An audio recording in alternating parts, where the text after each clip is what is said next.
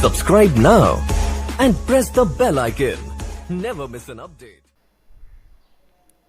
नमस्कार दोस्तों, अशोक IAS में आपका एक बार फिर से स्वागत है।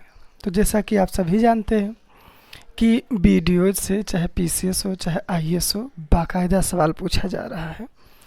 IAS में आपने देखा कि हूबहू उसी वीडियो से जो मैंने दांडी मार्च और सविनय अवज्ञा आंदोलन पर बताया था और क्रोनोलॉजी जिसका बताया था, पहले कौन हुआ, क्या कहा, क्या घटना हुआ, एज इट इज UPSC 2020 के सवाल में 4 अक्टूबर को पूछ लिया। और इत्तेफाक की यदि मैं आप लोगों को ये वीडियो ना बताता, ना दिखाता, तो संभवतः मेरे भी वो प्रश्न गलत होते। इसलिए ये वीडियो का बनाने का फ़ायदा हुआ कि जितने भी लोगों ने देखा था, सारे लोगों ने उस प्रश्न को टिक किया और सही किया। और पिछले वीडियो से जितना भी मैंने डाला, IAS के 100 प्रश्न में से लगभग 15 सवाल वहाँ से पूछे ही गए। एग्जैक्ट नहीं कि मतलब सीधे यही प्रश्न कॉपी कर लिया गया हो, ये किसी के टेस्ट में ऐसा नहीं होता, लेकिन हाँ ये ज़रूर है कि वहाँ से आपको सवाल अधिकांश मिले। तो इसीलिए जो PCS 2020 है, आज सारे जितने भी प्रतियोगी इस परीक्षा को देने जा रहे हों, तो हमारा उनसे रिक्वेस्ट है कि समय मिलते आप हमारे वीडियोस के एक बार ज़रूर देख कर जाएँ। जितनी भी परीक्षा हुआ, RO का हुआ, चाहे आपका खंड शिक्षा अधिकारी का हुआ, IAS का हुआ, सब में वहाँ से सवाल पूछे गए हैं। तो हम आपसे इतना कहना चाहेंगे कि उनको ज़रूर देख कर जाइएगा। इस वीडियो की मूल्यता को देखते हुए आज हम लोगों ने एक नया वीडियो बनाने का प्रयास किया है और ये वीडियो हमारा होगा स्वदेशी आंदोलन, अर्थात बहिष्कार आंदोलन जो कर्जन की नीतियों के परिणाम स्वरूप उपजा, इसी के बारे में आज हम लोग पढ़ेंगे। आज हम जो पढ़ेंगे उसका नाम होगा स्वदेशी आंदोलन 1905। इसी के बारे में हम लोग पढ़ेंगे। तो ये आंदोलन अचानक नहीं हुआ, इसका सुनियोजित परिणाम था। ये पूर्णतः कैसे क्या हुआ, इसके लिए हमारी टीम अशोक IAS ने बाकायदा मेहनत करके आपको क्रोनोलॉजिकल चीज़ें दे रही है और आशा है कि आज के वीडियो से कल में होने वाले पेपर में कम से कम 2 से 3 सवाल मिल ही जाएंगे। इसलिए समय मिले तो इसको देख के ज़रूर जाइएगा। ये हम नहीं कह रहे हैं, ये जितने लोगों ने पेपर दिया वो कह रहे हैं कि सर बहुत सारा सवाल आ रहा है। तो हम आपको बता रहे हैं आज से क्या चीज़ें हुआ। ज़रा देखिए, 1905 में स्वदेशी आंदोलन होने से पहले की घटनाओं पर थोड़ा सा हम आपको दृष्टिपात कराएं तो बेहतर होगा। बात 1896 की है। सवाल ये आता है कि 1905 में स्वदेशी आंदोलन हुआ ही क्यों, उसके पहले क्यों नहीं हुआ। तो बात 1896 की है, जब अफ्रीका महाद्वीप के हार्न ऑफ अफ्रीका में स्थित एक देश है इथियोपिया, जिसकी राजधानी क्या है, अदिस अबाबा। वहीं पर आपको पता ही होगा, करंट का सवाल मैं आपको बताऊं तो अफ्रीकी संघ का सम्मेलन हाल ही में कहाँ हुआ है, अदिस अबाबा में हुआ है। तो इथियोपिया पर इटली ने अटैक किया और इथियोपिया जैसे गरीब और विकासशील देशों ने ज़बरदस्त तरीके से इटली को हराया। बड़ी बात थी, एक छोटा सा देश इटली जैसे यूरोपियों को हरा दे, बड़ी बात थी। यही नहीं, 1905 में रूस जैसे महान शक्तिशाली देश को एक छोटा सा देश जापान ने नाको तले चने चबा दिया और जापान हार गया। इन दोनों बातों से वो बात स्पष्ट हो गई जिसको अंग्रेज बार बार कहा करते थे, कहते थे एशियाई देश कभी नहीं जीत सकते, यूरोपियों के बपौती है कि उनको कोई हरा नहीं सकता। इटली का हारना और रूस का हारना, ये दोनों बातें साबित कर दिया कि ये भी अजय नहीं है। और दूसरी बात, छोटे से पिद्दी से देश जापान ने रूस को हरा दिया, तो क्या इतना बड़ा हिंदुस्तान अंग्रेजों को नहीं हरा सकता। ये दोनों मनोवैज्ञानिक चीज़ें इंडियंस में काम कर रही थी, लेकिन इसको जो हवा पानी दिया वो दिया स्वयं अंग्रेजों ने। यदि मैं आपके जानकारी के लिए बताऊं तो महाराष्ट्र में 1896-97 के आसपास में फैल गया क्या, प्लेग। और इसमें एक कमिश्नर और लेफ्टिनेंट है, रैंड और आयर्स्ट। आपको पता ही होगा कौन आया था, एक तो आया था रैंड और एक आया था आयर्स्ट। इत्तेफाक की बात यह है कि उसी समय कब 1893 और 1895 के समय हमारे शिवाजी महोत्सव और गणपति महोत्सव को हमारे अशांति के जन्मदाता तिलक मना चुके थे, और जिसमें इसको मनाने के बाद में उन्होंने अपनी एक पत्रिका निकाली थी जिसका नाम था केसरी, और एक था जिसका नाम था मराठा। मराठा जो होता था वो आपका इंग्लिश में लिखा होता था, और जो कि केसरी होती थी वो मराठी भाषा में लिखी होती थी। तो उन्होंने अपने पत्रिका केसरी में क्या लिखा कि जिस प्रकार से शिवाजी ने अफजल खान को अपने बघनक से मार डाला था, उसी प्रकार हमारा भी उत्तरदायित्व होता है कि जितने भी अलोकप्रिय शासक हैं अंग्रेज, उनको भी मार डाले। इनकी इन बातों से प्रेरित होकर चापेकर बंधुओं ने इस रैंड और आइस्ट को गोली मार दी। गोली मारी किसने? रैंड और आइस्ट को चापेकर बंधुओं ने। पकड़ा किसको गया? माननीय श्री तिलक महोदय को। क्यों? अंग्रेजों को किसी न किसी प्रकार से तिलक को जेल में बंद करना था, और वो चाहते थे कि कोई ये गलती काम कर बैठे। वो आए और 1897 में तिलक को गिरफ्तार कर लिया गया। तिलक को गिरफ्तार किया गया, क्यों किया गया? क्योंकि उनके पत्रिका केसरी से प्रेरित होकर चापेकर बंधुओं ने रैंड और आइस्ट को मार दिया था। तिलक से कहा गया आप छोड़ दीजिए बम्बई, उनके एक दोस्त ने बताया। तो इन्होंने कहा सारा भारत को अंग्रेजों ने जेल बना रखा है, जाएंगे कहाँ? भाई साहब आए अंग्रेज, बाकायदा तिलक को उठाए और लेके चलने लगे। उसी दौरान महाराष्ट्र में अकाल पड़ा हुआ था, प्लेग के दौरान में। तो तिलक ने लोगों से कह दिया था कर मत चुकाओ, क्योंकि महामारी फैला है। तो जब महामारी फैला है तो इनकम नहीं हुआ तो हम टैक्स कहाँ देंगे, इसलिए कर ना चुकाने का आंदोलन किया। अब ये लोगों में बड़े मान्य हो गए, इसीलिए वहाँ के लोगों ने इनको लोकमान्य कह दिया। 1897 में तिलक को 18 मास की कड़ी सजा हुई, और इसी 1897 में महामारी को नियंत्रित करने के लिए जो अधिनियम बना गया था, उसी 1897 के अधिनियम के माध्यम से वर्तमान में कोरोना महामारी को रोका जा रहा है। आज तक कोई बाकायदा नया नियम नहीं आया। फिलहाल तिलक महोदय बड़े प्रकांड विद्वान थे। आपको पता है गीता रहस्य और the Arctic home of orange जैसे पुस्तक को तिलक ने लिख ही दिया था। अब बात यह आती है कि तिलक को जो गिरफ्तार कर लिया गया, और तिलक इतने महत्वपूर्ण व्यक्ति थे, तो उस समय एक जर्मनी का बहुत विद्वान व्यक्ति था, और जिसका नाम आप लोग अक्सर सुनते होंगे, जिसका नाम है मैक्स मूलर। इस मैक्स मूलर ने अंग्रेजी साम्राज्य को एक पत्र लिखा और कहा उन्होंने जो भी गलतियां की हो, ठीक है, कोई बात नहीं, सजा दीजिए, लेकिन मैं एक संस्कृत विद्वान के रूप में तिलक को रिहाई की आग्रह करता हूँ। ये आपका पीसीएस बाकायदा सवाल पूछता है। 1897 में ये हुआ। 1898 में अंग्रेजों ने एक कानून बनाया।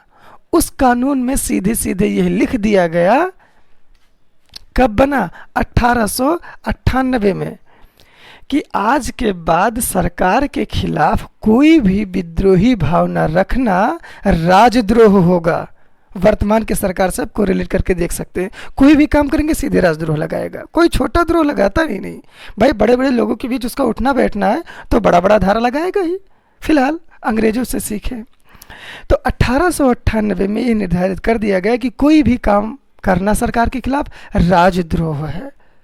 अब ये सारी बातें बढ़ रही थी, तब तक 1899 में भारत का सबसे घोर प्रतिक्रियावादियों में से एक लॉर्ड कर्जन भारत का गवर्नर जनरल बन जाता है। वो अपने आप को ऐसा मानता था, कहता था पूर्व एक ऐसा विश्वविद्यालय है जहाँ से कोई आपको मार्कशीट नहीं मिलती है, इतना ज़्यादा ज्ञान भरा हुआ है। फिर भी कर्जन और ज़्यादा ज्ञान लेना चाहता था।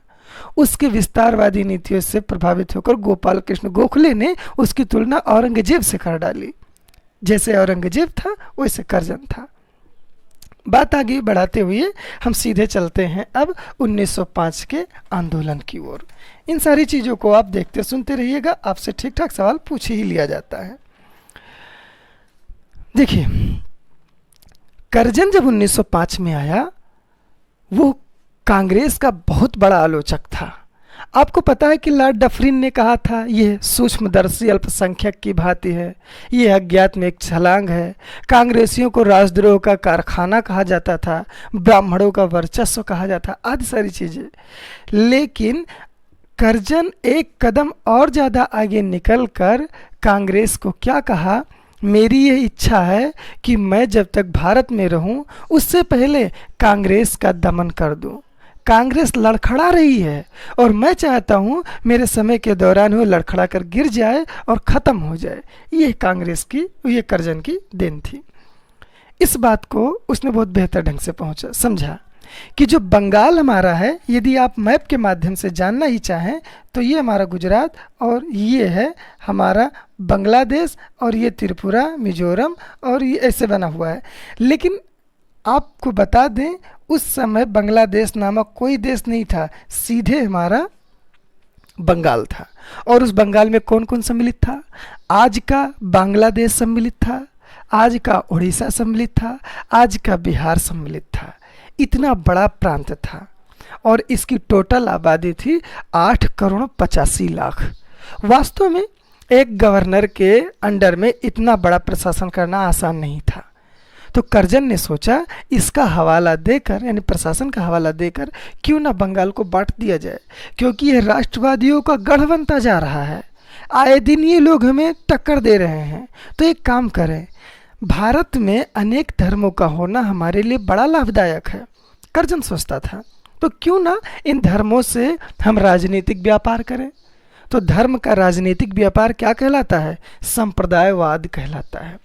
तुरंत उसने क्या काम किया कि ये जो है बिहार, उड़ीसा और बांग्लादेश, असम, ये पूरा मिलाकर एक काम करें, इसको हम 2 भागों में विभाजित कर दें।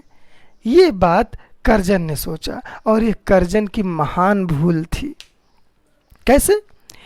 8,85,00,000 में जनसंख्या में से 3,40,00,000 लगभग पूर्वी बंगाल में बनाया और पश्चिमी बंगाल में बनाया लगभग 5,40,00,000। पूर्वी बंगाल में मुस्लिमों को बहुसंख्यक कर दिया, हिंदू को अल्पसंख्यक, और पश्चिमी बंगाल में हिंदुओं को बहुसंख्यक कर दिया, मुस्लिम अल्पसंख्यक। इस प्रकार से कर्जन ने क्या काम किया कि 20 जुलाई, याद रखिएगा ये 19 जुलाई भी कहीं कहीं आता है, दोनों सही है। 20 जुलाई 1905 को यह घोषणा किया कि बंगाल विभाजित हो जाएगा। इस बात को लेकर बहुत हो हल्ला मचा, यहाँ तक कि अंग्रेज किस प्रकार से हिंदुस्तानियों को बांटना चाहते थे आप इस बात से देख सकते हैं कि जब इसका विभाजन किया तो पूर्वी बंगाल का जो गवर्नर बनाया गया वो किसे बनाया गया? पूर्वी बंगाल का बनाया गया था एक ब्रूमफील्ड मुलर, इसको बनाया गया। ब्लूम है या ब्रूमफील्ड मुलर है, इसको बनाया गया। इसने सीधे कहा मेरे पास 2 पत्नियां हैं, एक हिंदू एक मुस्लिम, जिनमें सबसे प्रिय मुझे कौन है? मुस्लिम। क्यों? हिंदू जो है वो पढ़ी लिखी है, वो बहुत पूछती है सवाल, रात को 12 बजे कहाँ ऑनलाइन हो, किसका ये व्हाट्सएप है, किसका, ये तरह तरह के सवाल पूछती है, इसलिए वो मुझे नहीं पसंद है।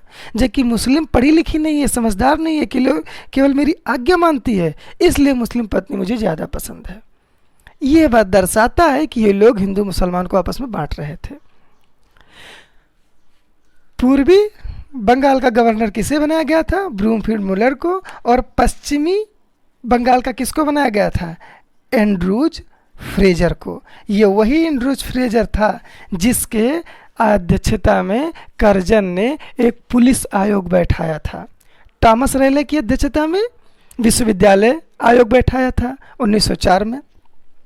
सिंचाई मानक्रीफ में था और अकाल मैकडोनाल्ड में था। सारी चीज़ें हैं, याद रखिएगा। कर्जन से बहुत सवाल पूछता है, जो जो चीज़ें बताई हैं याद रखिएगा। तो अब यहाँ तक बात शुरू हुआ कि 20 जुलाई 1905 को कर्जन ने घोषणा कर दिया कि बंगाल का विभाजन होकर रहेगा। इस बात को लेकर बंगाल में बहुत ज़्यादा तीव्र आंदोलन शुरू हुआ।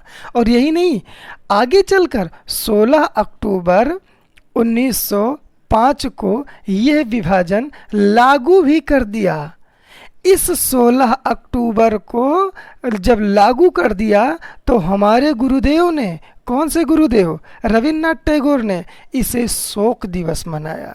और शोक दिवस मनाने के साथ साथ में इसको राखी दिवस भी घोषित किया और कहा कि आज से हम हिंदू मुसलमान सब आपस में मिलकर इस विभाजन का विरोध करते हैं। लेकिन अभी तो सारा खेल बाकी था। इस 1905 के आंदोलन को और आगे बढ़ाने के लिए एक व्यक्ति आया और उसका व्यक्ति नाम था कृष्ण कुमार मित्र। कृष्ण कुमार मित्र, इसने कहा वर्तमान में अंग्रेजों का व्यापार भारत से 102 करोड़ का है। मतलब कि हमको ही पैसा देकर ये क्या काम करते हैं, हमसे पैसा लेकर हम ही को गुलाम बनाए हुए हैं। अब इस गुलामी को लेकर उन्होंने क्या काम किया, कहा कृष्ण कुमार ने कि क्यों ना हम बहिष्कार करें। किसका बहिष्कार करें? विदेशी मालों का बहिष्कार करें। और वास्तव में यह बहिष्कार आंदोलन बहुत ज़्यादा प्रभावी रहा। इतना ज़्यादा प्रभावी रहा कि 1900 के आसपास 102 करोड़ का व्यापार होता था और 1905-6 में ये घटकर मात्र 51 करोड़ रह गया। यही नहीं, विदेशी मालों का कैसे बहिष्कार किया गया जरा देखिए। महिलाओं ने विदेशी चूड़ी पहनना इनकार कर दिया। धोबियों ने अंग्रेजों के कपड़े धोने बंद कर दिए। जो नाई होते हैं अंग्रेजों के बाल काटने बंद कर दिए। जो पुजारी होते हैं ब्रिटिश चीनी से बने सामानों को प्रसाद देना बंद कर दिया। जो विवाह में दहेज होता था, दहेज में अंग्रेजों से बनी मोटरसाइकिल देना बंद कर दिया। तरह तरह की चीज़ें कर दी। ये बहिष्कार का आंदोलन का ये बात रहा कि बहिष्कार खूब ज़्यादा सफल रहा। लेकिन एक समस्या, हमारे गुरुदेव ने बहिष्कार की आलोचना किया और उसे निष्ठुर बर्बादी कहा। हमारे गुरुदेव ने किसे निष्ठुर बर्बादी कहा है? बहिष्कार आंदोलन के दौरान जो अंग्रेजों के माल का बहिष्कार हो रहा था उसकी आलोचना किया। कहा नहीं, बहिष्कार मत करो। तो याद रखिएगा 1905 के दौरान बहिष्कार आंदोलन का आलोचना किसने किया था? गुरुदेव ने किया था। क्यों किया था, कैसे किया था, वो क्लास में हम आपको कभी बताते रहेंगे। इसी दौरान वंदे मातरम नाम आपने सुना ही होगा। वंदे मातरम राष्ट्रगीत बाकायदा सड़कों पर गाया जाने लगा और हमारे गुरुदेव ने आमार सोनार बांग्ला नामक एक गीत लिखा जो आगे चलकर बांग्लादेश का राष्ट्रगान बना 1971 में। क्या क्या घटनाएं हुई जरा हम आपको बताएं। इस घटना के दौरान इस बहिष्कार आंदोलन को उत्तर प्रदेश में लाला लाजपत राय ने चलाया। याद रखिएगा, उत्तर प्रदेश में बहिष्कार आंदोलन का नेतृत्व किसने किया? लाला लाजपत राय ने किया। बम्बई में किसने किया? तो सीधी सी बात है, तिलक महोत्सव करेंगे महाजन, जो कि बेताज बादशाह से कभी कांग्रेस के अध्यक्ष नहीं बने। इसके अलावा मद्रास में किसने किया? तो मद्रास में किया था चिदम्बरम पिल्ले, इन्हीं ने किया था, मद्रास में किया था। और दिल्ली में किसने किया था? दिल्ली में किया था सैयद हैदर रजा ने किया था। इस प्रकार पूरे भारत में स्वदेशी आंदोलन मनाया जाने लगा था। सुरेंद्र नाथ बनर्जी के नेतृत्व में खूब बड़ा आंदोलन हुआ कलकत्ता के टाउन हॉल में और ये पहला बड़ा आंदोलन था। लोगों ने कहा बनर्जी झुकना नहीं। क्यों? क्योंकि हम तुम्हारे साथ हैं। अब बनर्जी ने भी इसे प्रतिष्ठा का अवसर मान लिया और खूब ठीक ढंग से अंग्रेजों का मुखर विरोध किया। इस समय क्या क्या और चीज़ें हुई वो जरा हम आपको बताएं। तो आपको पता होगा एक व्यक्ति थे जिसका नाम था आनंद मोहन बोस। ये कौन थे बता रहे हैं। आनंद मोहन बोस और दादा भाई नौरोजी दो लोगों ने मिलकर, और तीसरा बात कहें तो सुरेंद्र नाथ बनर्जी, इन तीनों लोगों ने मिलकर कांग्रेस को पाला पोसा था 1885 में स्थापित होने के बाद में। याद रखिएगा, आनंद मोहन बोस ने कलकत्ता में एक फेडरेशन हॉल की स्थापना किया।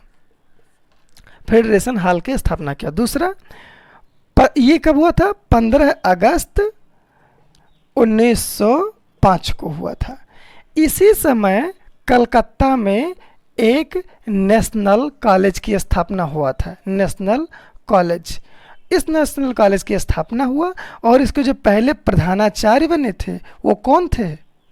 बहुत इंपॉर्टेंट सवाल है, एनडीए 2019 में पूछा जा चुका है, याद रखिएगा। इसके प्रधानाचार्य बने अरविंद घोष, बहुत इंपॉर्टेंट है, याद रखिएगा। 1905 के दौरान, 1905 या 6, यस 1905 के दौरान, 1906 है भाई, कलकत्ता में जो राष्ट्रीय कॉलेज बना उसका प्रिंसिपल, प्रथम प्रिंसिपल कौन हुआ था? अरविंद घोष। इसी समय एक आपको पता होगा कि एक है जिसका नाम आप लोग जानते होंगे, उसका क्या नाम है? इंडियन सोसाइटी ऑफ, नाम आपने सुना ही होगा, Indian society of oriental art, आपने नाम सुना होगा। इसकी स्थापना हुआ और इसके अंतर्गत जो पहली छात्रवृत्ति मिली थी वो किसे मिली? सोच के बताइएगा। इस सबसे जो पहली छात्रवृत्ति मिली उस व्यक्ति का नाम था नंदलाल बोस।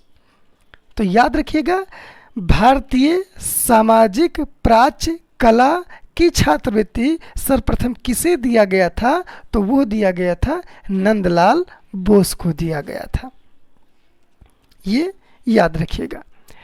तो 1905 का इतना ज़्यादा विरोध होता रहा, बाकायदा विरोध हुआ, लेकिन करजन भी नहीं झुका, अपने जीते जी उसने नहीं झुका। और 1905 में इतना बड़ा जब विरोध होने ही लगा था तो उस समय बनारस में गोपाल कृष्ण गोखले के नेतृत्व में कांग्रेस का 1905 का अधिवेशन हो रहा था और इसी अधिवेशन में एक काम किया गया।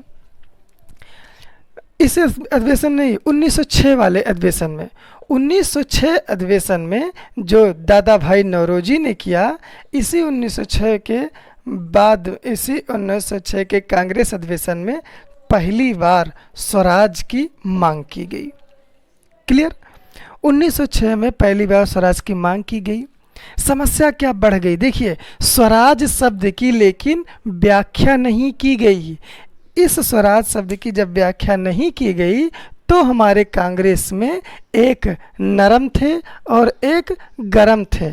गरम अपने तरीके से स्वराज की व्याख्या कर रहे थे, नरम अपने तरीके से। क्या इस नरमपंथी स्वराज का तात्पर्य था अंग्रेज भारत में बने रहे, केवल हमें शासन करने दें, जबकि गरम का तात्पर्य था अंग्रेजों भारत छोड़ो, केवल हमारा शासन होगा। इन दोनों के बातों को लेकर 1907 में split of Congress, split of Surat हो गया। तात्पर्य मेरे कहने का है सूरत विभाजन। ताप्ती नदी के किनारे इस मुद्दे को लेकर, बहिष्कार को लेकर सूरत विभाजन हो गया, जिसकी अध्यक्षता कर रहे थे अंबिका रास बिहारी घोष।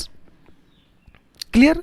इस प्रकार 1907 में कांग्रेस का विभाजन हो जाता है और 1911 में जब दिल्ली दरबार होता है और बंगाल से हमारी राजधानी उठाकर, कलकत्ता से उठाकर दिल्ली स्थानांतरित करता है जब लॉर्ड हार्डिंग, तब बंगाल के विभाजन की घोषणा को रद्द कर दिया जाता है।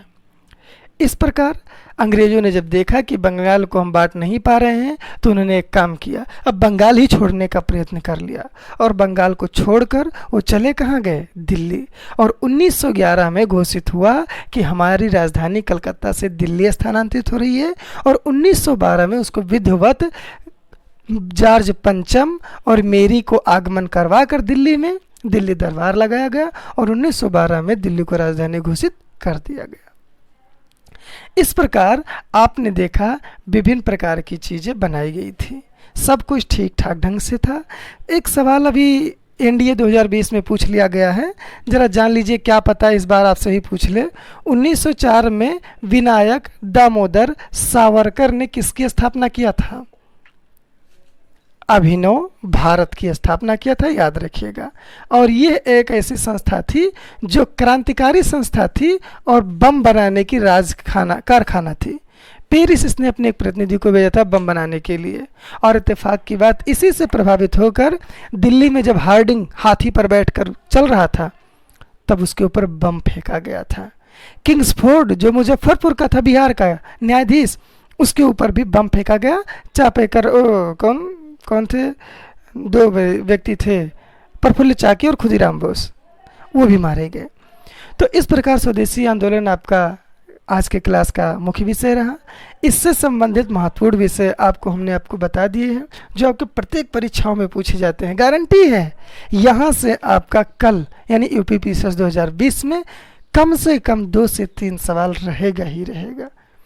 पढ़िए, ध्यान से देखिए, रिवाइज करिए। अगली क्लास में फिर हम आपके लिए एक बेहतरीन वीडियो लेकर आएंगे। तब तक के लिए अशोक IAS की तरफ से अग्रिम परीक्षाओं की ढेर सारी शुभकामनाएं।